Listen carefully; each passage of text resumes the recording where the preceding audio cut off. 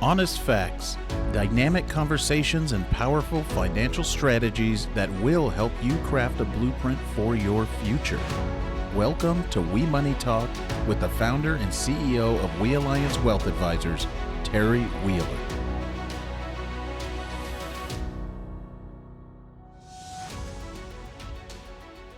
There is enough everyday stress without also having to worry about retirement. Is that your world? Well, this may be the place for you to have those concerns eased at least a bit. We Money Talk with Wheeler tackles the topics you want to understand about retirement planning and building wealth. I'm Patrice Sikora, and in this inaugural episode, we're going to learn about Terry from Terry. First of all, Terry, it's great to be with you. Thanks for being here. Thank you, Patrice. I'm excited to get started. All right, let's start at the beginning then. How did you get into the business in the first place?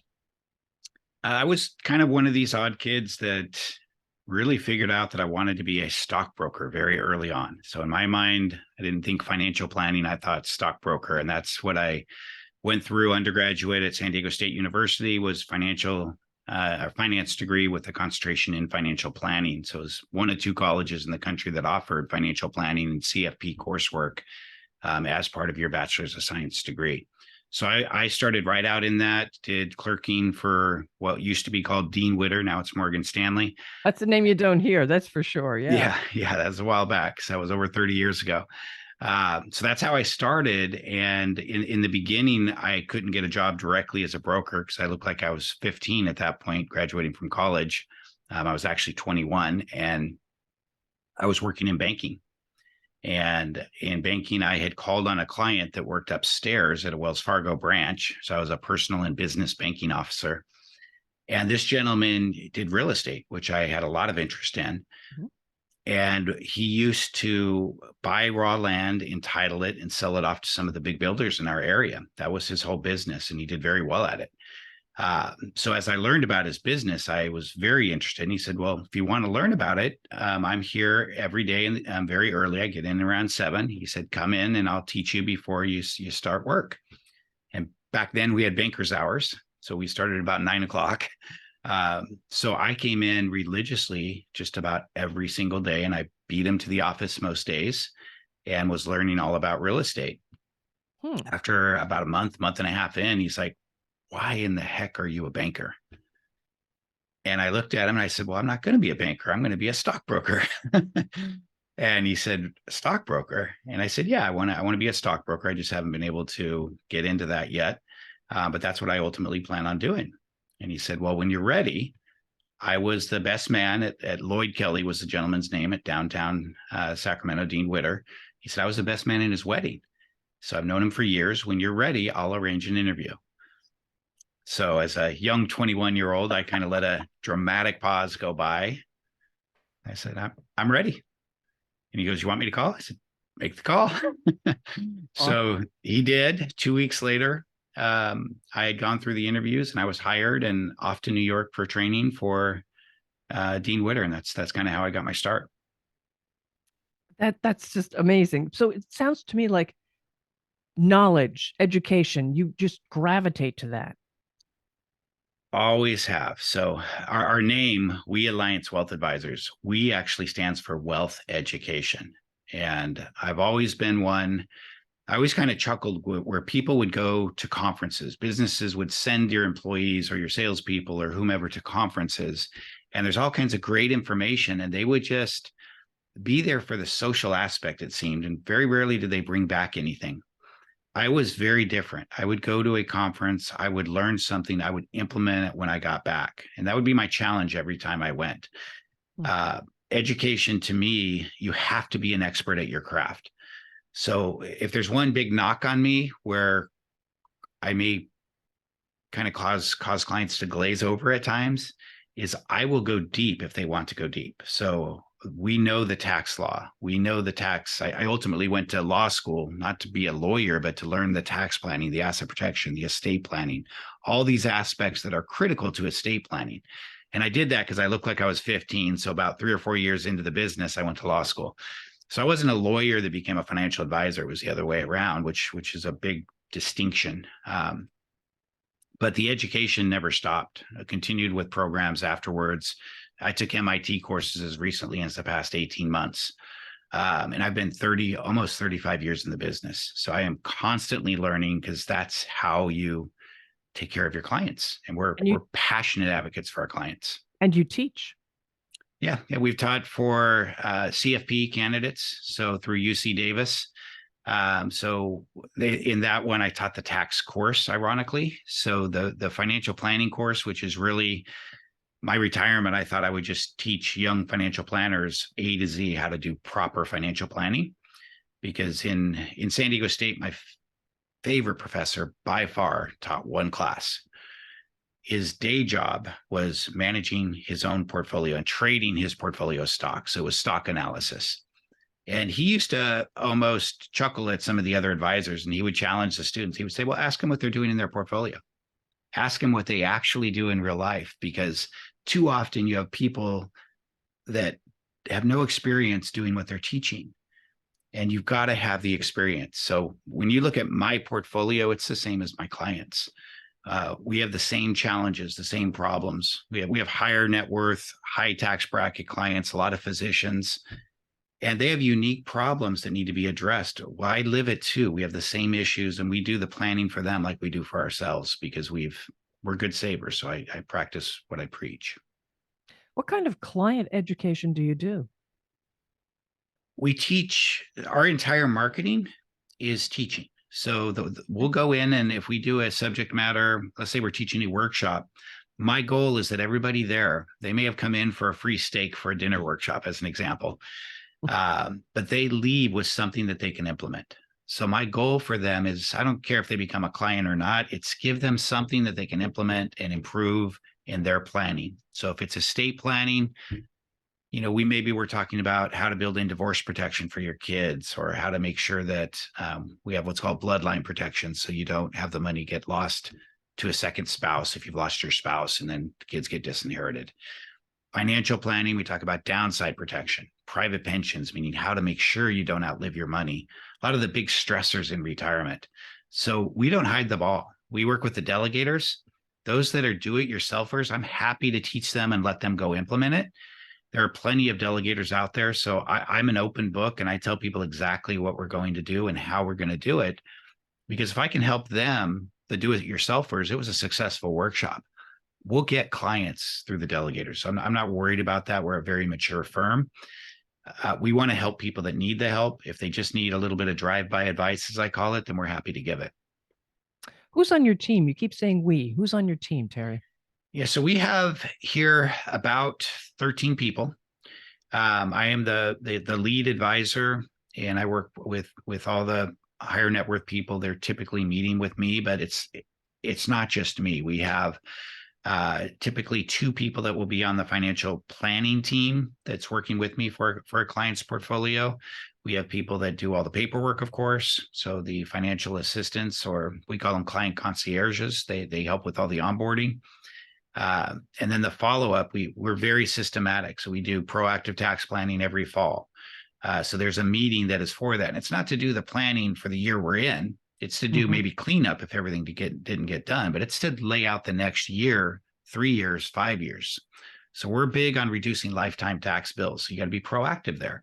We check in on their big picture plan. The usually between the first and second quarter, they're doing a meeting that we're going through that. We're big on breaking down the planning into segments to make sure nothing's missed. So tax planning, they have a actual written plan for tax planning as to what they're going to do, 1, 3, 5 lifetime type approach. Long-term care, even if it's self-insurance, if that's their plan, we outline it so the kids, if something happens, they know. And they know where to find the policy if they have a policy. Wealth planning, our core strength is portfolio management and wealth building. And that goes beyond products that we're offering. I mean, we teach people who, a young physician, as an example, they have very strong income, but they may start with a negative net worth, right, which is what I did after law school, also big student loans. So the key is teaching them how to build wealth, enjoy the journey a little bit, save well, but also have them prepared to build wealth. So we teach them about what's called dry powder, which is a concept where if you look back at 2009, 2010, when the market crashed, that was one of the biggest opportunities of our lifetime. So I know in just chatting with you before the podcast, we mentioned we have triplets. I actually have 5 children. What I did after that crash is we bought one rental property for each of the 5 children. And the concept was it's our property, not theirs, but Right. it's earmarked for their education. So paying for 5 colleges is very expensive. So they're 13 now, the triplets. So it's right around the corner. But we did that with the idea that, okay, by the time they are in college, we will have this paid off, because they were cash flowing at 12%. Everything was on sale at that point. Yeah. These are homes that we got for a song, and you can walk to Folsom Lake, which is a nice lake in our area. And we made 500, 600, 700% on every single home within the next 6, 7 years. And it didn't mean it went up 5-fold. It meant we put down 20%. So we had leverage. So we made a lot of money on them. So you can't take advantage of things if you don't have any dry powder. So a lot of people could see the opportunity, but they weren't ready to seize the opportunity.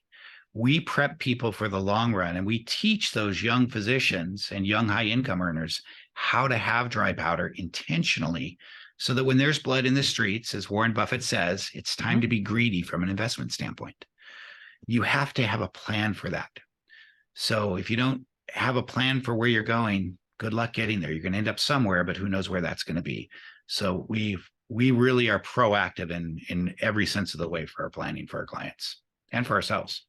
And I want to talk about those clients. You've mentioned physicians, you've mentioned higher net worth, but before we were talking on the show here, you mentioned that you like to serve those who serve others. Tell me about that.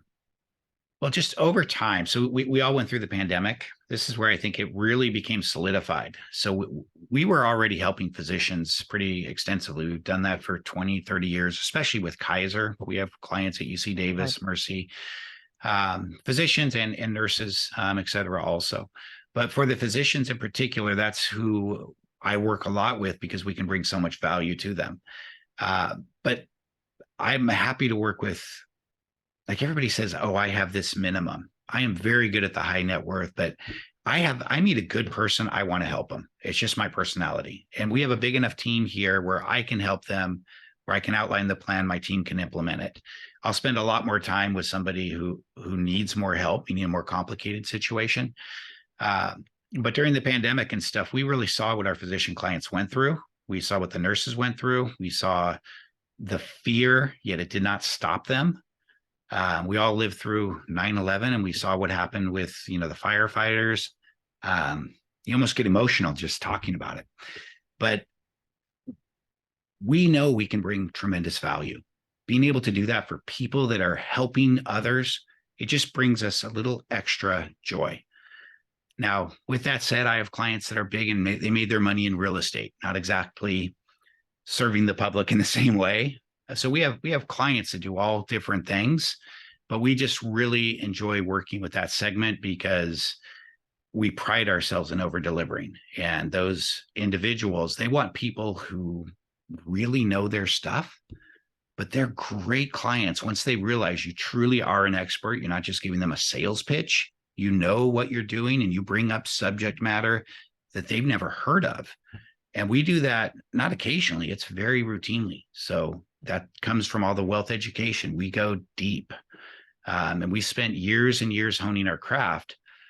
And that allows us to see things that other advisors just can't see, because they don't have the legal, the tax, the financial, the downside protection background. I even have an options background from when I was a very young advisor, one of the top advisors at Dean Witter downtown. He was an options trader, and he taught me a tremendous amount. And people don't realize, they think of options as something that is risky. No, if you use it right, it's to control risk. So market crashes 50%. If we're down 2%, that's a pretty successful year. And that's what we do. And then we get to buy the dip. So controlling the downside is a huge part of building wealth over the long run. And by having a plan where you do that routinely, you go through a market cycle. Our goal isn't to mimic the S&P, it's to beat it. And We have some strategies that we utilize that we put into a fund structure about 4 years ago. And both of the funds that we have there are beating the S&P blended index. One of them is 160% of what that index has done for the past 4 years. And it's not because we're aggressive on the upside. We only target 80% on the upside. But on the downside, we break even and we buy the dip. So we're not great at timing the market. It's systematic. But by doing that, you end up ahead. So we have to teach our clients a lot because they're used to just some investment advisor that's sending money to different places. And they're asset gatherers. That's not who we are. We actually go deep and we do real planning. It's not just on the portfolio, it's on the taxes, it's on the asset protection, it's on the estate planning. It's every facet of estate planning or of financial planning. That's what we do. You sound like you really like what you do. Yeah, I really do consider myself, I like the term a passionate advocate for our clients because I believe in passion. If you're passionate about what you do, you're better at it. And I was just one of these lucky individuals that I got into the career that I love. And I have my target retirement was age 55, which I shared with you off camera. I just turned 55. And my plan was to be able to retire. Well, I had triplets along the way. So that changed the target a little bit. But we're ready. I could retire at 55, but I doubt if I'll retire for another 15 or 20 years because I get out of bed and I'm excited to come in and work. Not every day. So don't get me wrong. Some days I'd rather just go back to bed like everybody else, but I'm really passionate about what I do and I really enjoy it. And I'm fortunate to have a team around me where they do all the paperwork. They do all the things that I don't really enjoy doing. And that allows me to focus on really what I'm really, really good at, which is the planning and strategy side. And you're passionate about travel, you told me. Yeah. So you had asked me kind of, what do we do? Like what makes us tick? And I love the business, but my family is really the other part of my life, the center part of my life. So my wife and I have 5 kids in total. So one of my daughters was actually from a prior relationship, so I didn't do it all right the first time. Then my wife and I have four kids. So 5 total. One's in college, one's in high school, and the triplets are 13 now. And my whole business plan was around, I want to make enough to be able to travel the world and see and do things and experience life. I'm not a big stuff person, never have been. I could care less if I have the shiniest car or the biggest house. We do have a fairly big house because we have 5 kids. That's out of necessity. But travel, experience, those are things that I'm very passionate about. And we've tried to pass that on, have done that with our kids. And we hope once they're adults that they continue to do that and continue to travel, which I'm sure if we're footing the bill, they will continue. But I think they'll do it on their own. Like I can see it in a lot of them. They really are passionate about different areas. And we talk to them about, where should we try to plan for our next big trip? Because we try to do a big trip every 2 or 3 years with them. Nice. Very nice. Well, other than travel, when you're not working, what do you do for fun with 5 kids? Well, we do a lot of kid events. So it's funny because I'm a financial guy, but the boys right now are big into robotics. Oh, and good. They're doing something called Vex Robotics. And last year was their first year. They could barely, screw things together in the beginning. By the end of the season, they actually qualified for Worlds. And Worlds was held in Dallas, Texas. And it was an event that they were definitely one of the lower teams. They weren't as skilled. They just barely got into Worlds. But when they got there and they saw what these teams were doing, kids their age that have been in it for years, so they kind of got started late, they got passionate about it. And this year, for the first 3 or 4 weeks, they held the world record for what's called the skills competition. And they've been beat now by 3 teams from China, 1 from Australia, and 1 from Canada. So they're still the number 1 team in the US. And I know nothing about robotics. I'm the lead parent. So I teach them about setting goals. I teach them about really planning out. Like in the beginning of the year, they set a goal to go to Worlds again and to make it to the arena, which is where the top teams in the world are battling each other. Wow. And so it's been fun. So I do that and I actually really enjoy it, but I spend a lot of hours in that. Daughter's in volleyball, so we do a fair amount of volleyball and watching her play in that also. And then my oldest daughter's in theater. Actually, both my oldest daughters were in theater. So we spend a lot of time helping her. And my wife spends more time volunteering there. I, of course, go see everything. Went That's to the that Taylor role. Swift. Yeah, I That's what have that daughters, so we're big Taylor Swift people. We went to the Taylor Swift concert, which was, seeing them. Our daughters were what I call they ugly cried. They were so excited to see Taylor Swift and to be there. They were so happy that they were ugly crying is the only way I could explain it. And I have it on video, and it was like, oh my gosh, was this ever worth it?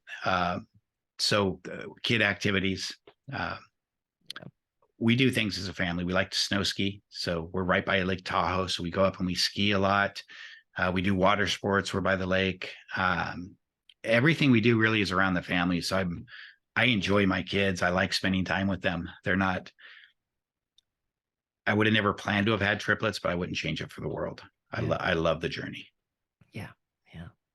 Well, along with that, tell me something most people don't know about you. I'm an open book. I guess something that they didn't know about me. I've held just about every job you can think of. So it's funny because and not really that many, but meaning I started out doing everything from mowing lawns, paper routes. Mm-hmm. I don't know. Well, I know where I got my work ethics from my mom for sure. But I started jobs when I was very young. I worked fast foods. I was one of the few people that got denied a job at McDonald's.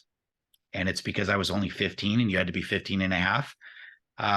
So then I walked across the parking lot to Wendy's and I just told them I was 15 and a half. Wow. And I got a job. So I worked at Wendy's and then I worked at Jack in the Box because that's where my friends had gone over. And I've done everything. I worked at a video store. I did room service.